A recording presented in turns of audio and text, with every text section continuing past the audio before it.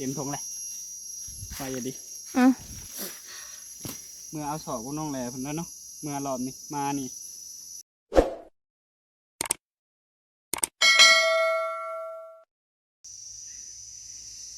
กราบสบายดีเนาะพี่น้องเมืองลาวพังไทยต่างประเทศเนาะเมื่อนี้กามาผมมาพอกับน้องทงเนาะมาอยู่ในป่าเนาะพี่น้องเนาะ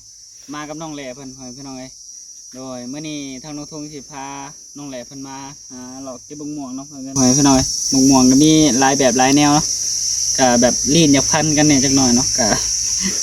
เว้าอันบ่ค่อยอันนั้นปานใดเนาะพี่น้องเนาะก็ถ่ายคลิปโดนเติบเนาะ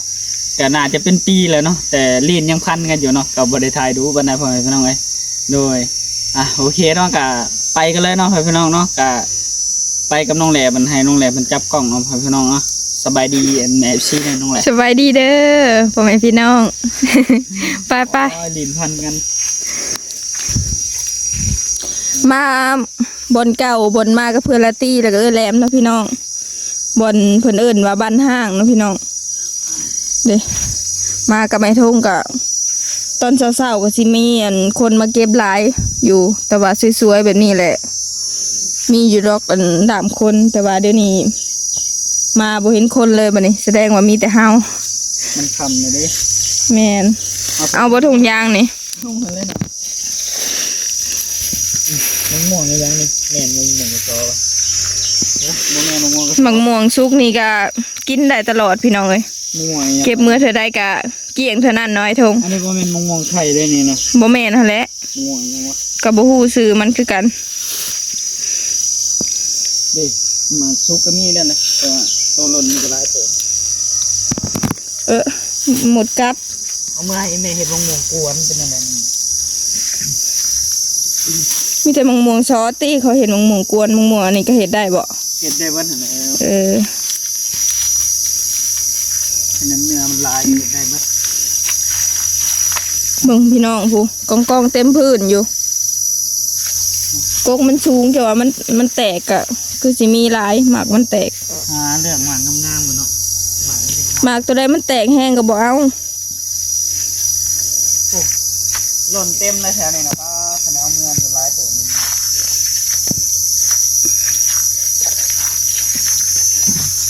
มาทางหลัดพี่น้องเลยบ่ได้มาทางเฮือนเพิ่นละตี้เพิ่นมาทางหลัดมีทางหลัดมาทางเฮือนน้องแหล่เนาะทางนี้เนาะมันมีทางหลัดมานั่นหล่นอยู่แล้วผูกข้างในป้าเขาไปเบิ่งนี้ในก่อนมีกับลายอะไรนี่มองไข่นี่นะมองไข่นี่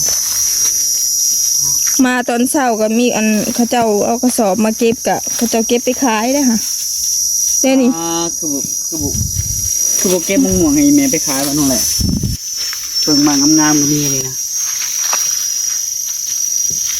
ปลูกหล่นปลูกปักอยู่คุณเอาไปขายก็ได้เนี่ยนี่นะหมากมันม่วงงามอยู่นี่นะโอ้ดูไหมหมากมันงามอยู่เนี่ยโอ้หล่นเต็มเลยคือมียุงเนาะวันนี้ก็หล่นลายเลยมันเคยบึงอยู่นั่นก็มันก็ลายเลยเนี่ยนะแถวนี้ก็มะม่วงลายพี่น้องโอ้เป็นพื้นอยู่น้องเลยเบิ่งเอาเลยลายเลยตอนนั้นว่าเขาสิเก็บเบิดเนาะยันเขาเก็บเบิดมาเบิ่งเจอมันก็ตกอยู่ตลอดประจักร่นมันก็ลายนี่เนาะผูกพี่น้องโอ้ยเก็บพอได้เต็มพื้นเห็นอะไรวะเอามากระทงยางเนาะพี่น้องบ่ได้เอาสอบมาบ่ได้เอาสอบเอาเมื่อจะกินบุเบิดเนาะก็เก็บพอได้กินเนี่ยก็ตายเป็นเก็บต่อเอาพอได้กินพี่น้องเอ้ยดิคนอื่นมันเก็บต่อนะคนมาเก็บกันหลายเอาบุได้เอาไปขายก็มีแต่แบบนี้แหละเก็บพอได้เอามากินเนาะมันกินกับข้าวหมากงามๆเลยพี่น้อง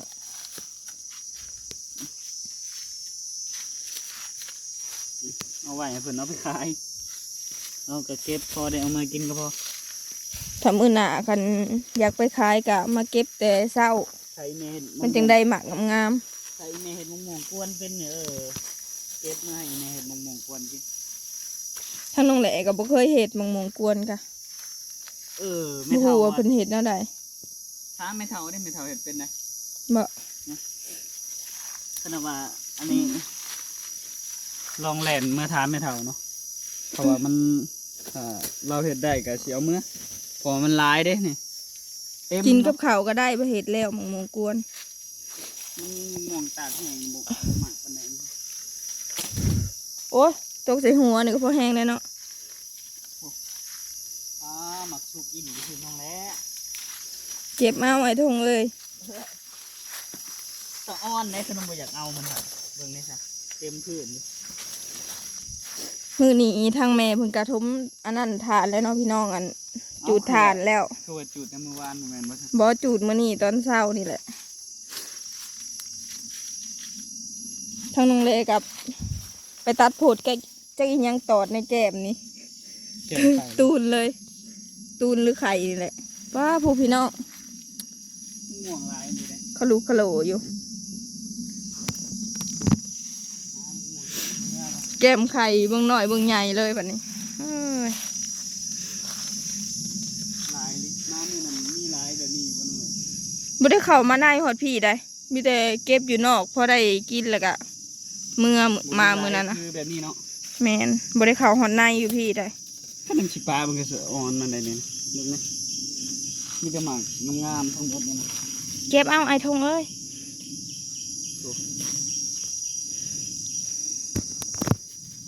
ม่วงๆไอ้จังซั่นนี่นะ งูหมองแก้วบ่ ม่วงงาสร้างบ่ บ่จักซื้อมันแล้วบัดนี้ ส่วนลายเนี่ยมากินม่วงไข่ที่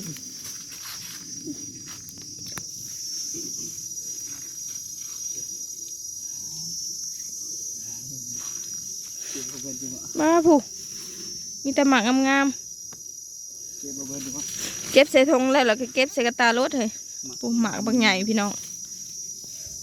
ขาดแล้วน้องเอ้ยบ่ได้เก็บเอามือไว้กินนี่ขาดแล้วโอ้นี่จะหมากงามๆนี่นะโอ้เห็นบ่เห็นเขาผ่านไปอยู่ทางนั้นเนาะ เขาเจ้าก็เก็บมากินคือกัน เขาเก็บมากินยามเด็กน้ำหน่อยเนาะอันนี้เต็มพื้นดินเลยนี่นะหมกม่วงนะโอ้ตะกี้นี่ย่างกันเลยได้ บริลายชัมปีนี่เนาะไอ้ทงเนาะ ปีนลายเพื่อมีใครมาเก็บเลยเนี่ยเอาไปขายก็ได้ในนี่มีแตะหมากงามๆเนี่ย เด็กไอ้ทงนะเหลืองๆนะ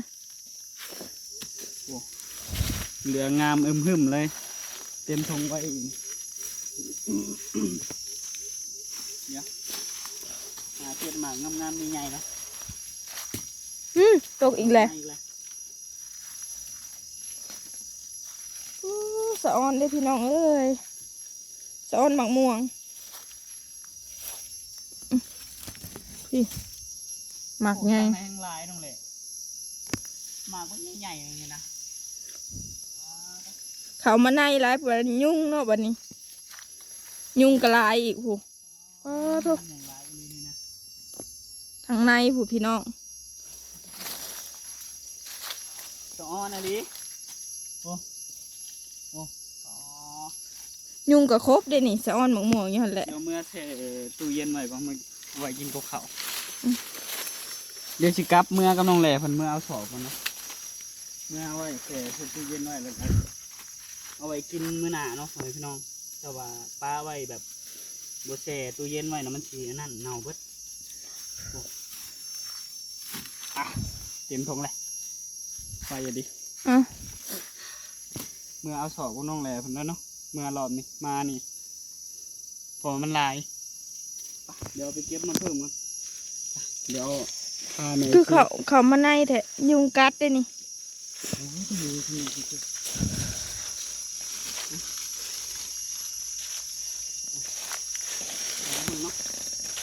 หล่นเต็มเลยนี่นะมักชุบนี่นะสองอันเลย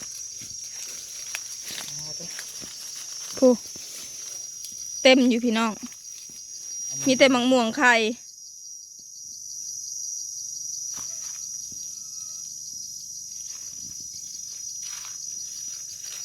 บ้านห้างเราบ่มีเจ้าของอืม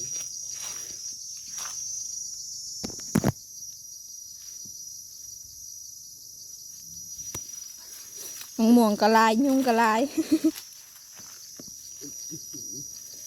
ปลาไว้โดนๆนี่เน่าได้นี่ขนาดบ่มีคนมาเอานี่ คุณ มีแต่หมางามๆถ้าแม่อีแม่เอาไปขายดิเก็บหลายๆนี่ให้แม่เอาไปขายบ่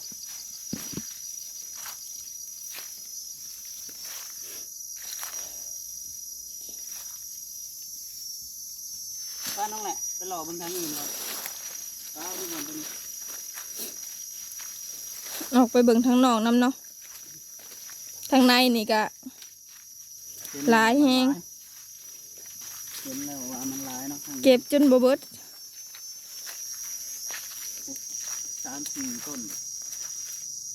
ปุ๊บอยู่หุ่นก็มีนะปุ๊บทางในผมก็มีนะกบนั้นไปหาบางมุงมองต้นมองมองแก้มแดงก่อน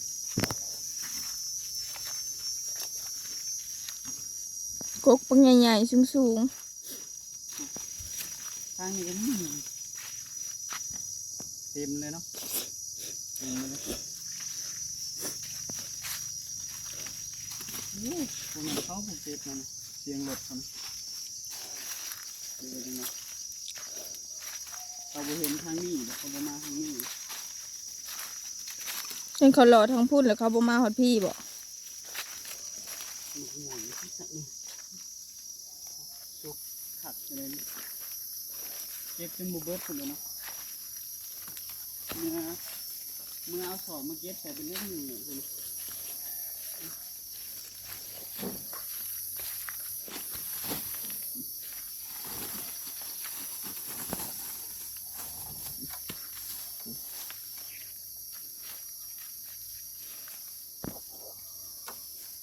กูทงยางจนขาด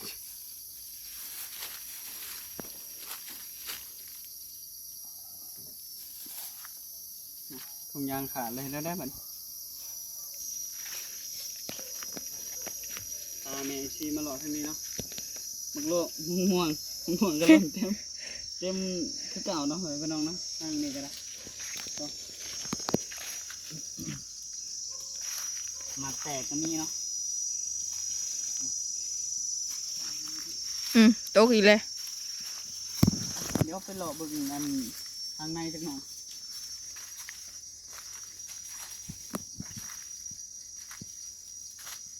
หมากบงงามขึ้นเพราะมันลายเนาะมันก็ต้องเรื่องหมากงามๆในอยจักหน่อยมันลายถ้ามันยำบุมีอยู่มาขี้ไล่ก็เอาเนาะแบบนี้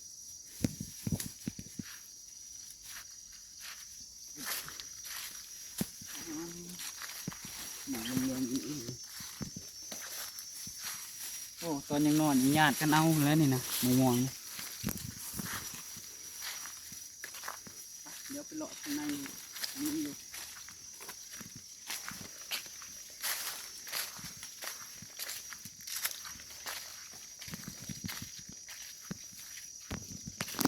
ยุงครบแขนยุงครบมือ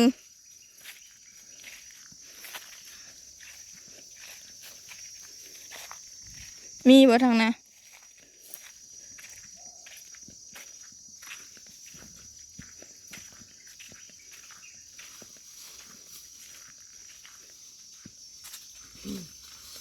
บ่มีจังได้เนี่ยมาเป็นอย่างนี้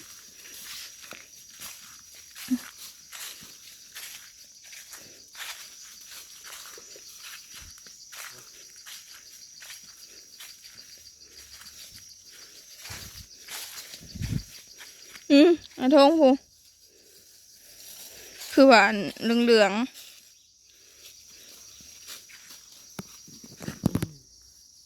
น้องเลยเพิ่นหมักเรื่องๆงามๆว่าซั่นเดี๋ยวเลือกให้เพิ่นดอกงามๆก่อน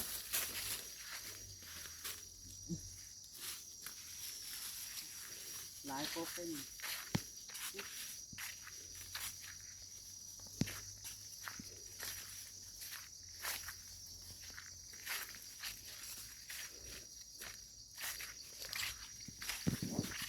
น้องแหล่มึง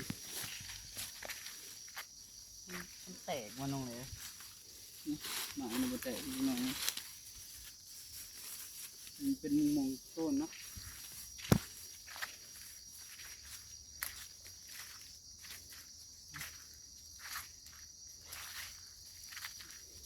เด็กเป็นมือเพื่อน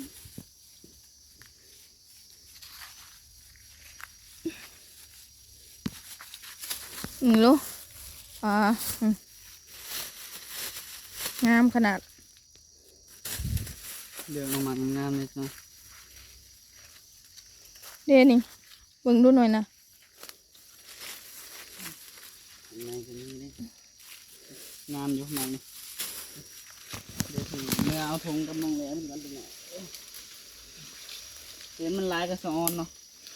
บัดชิปาจะชิปาไปเนาะจะไปชิมาเอา มันตกหลายเนาะ อย่ามันเน่าเอาไว้เมื่อกินอยู่เพื่อน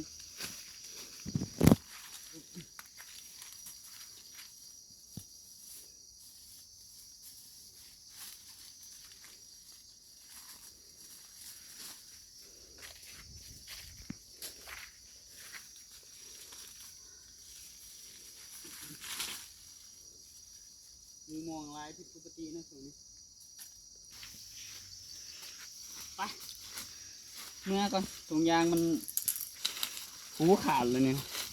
เดี๋ยวพาน้องแหลเพิ่นเมื่อเอาธงใหญ่ๆก่อนเนาะมาเก็บเอา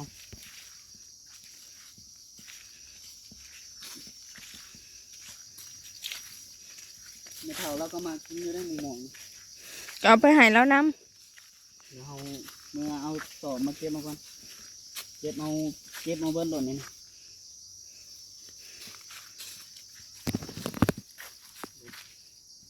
เป็นหน่วยงามๆเลย ำ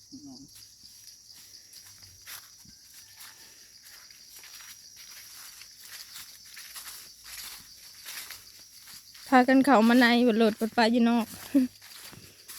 รถบ่ได้หลอกคอยบ้าน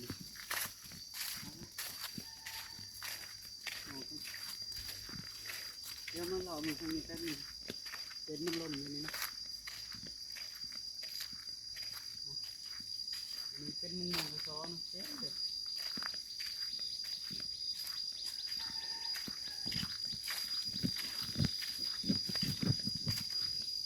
เจ๊บ่มีใครมาเก็บหัวเลยลึกเนาะ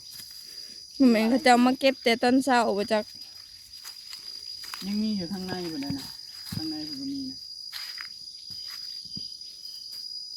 ไปเดี๋ยว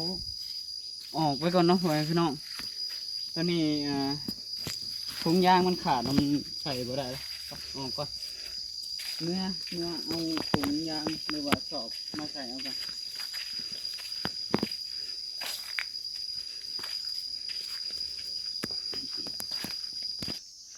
โอเคเนาะมึงมองก็ได้ลายเติมเนาะเต็มกระตาตัวนี้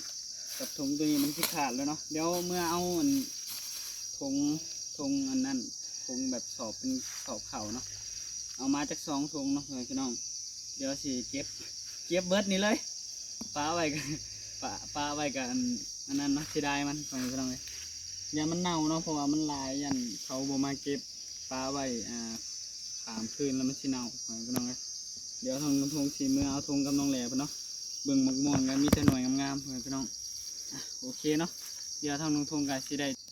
โอเคเนาะกับขอบคุณทางเมซีเบอร์ทุกคนเนาะที่ให้กำลังใจตลอดมาเนาะพี่น้องเนาะตอนนี้ก็ทางทงก็สิได้จบคลิปไว้เพียงเท่านี้เนาะกับน้องแหล่เพิ่นเนาะพี่น้องเนาะโดยก็ขอขอบคุณเนาะทางเมซีเบอร์ทุกคนเนาะที่เบิ่งคลิปของน้องทงตั้งแต่ต้นจนจบคลิปบอกความโฆษณาเนาะทางน้องทงก็สิขอลาไปแล้วเนาะพี่น้องขอกล่าวคำว่าสบายดี สบายดี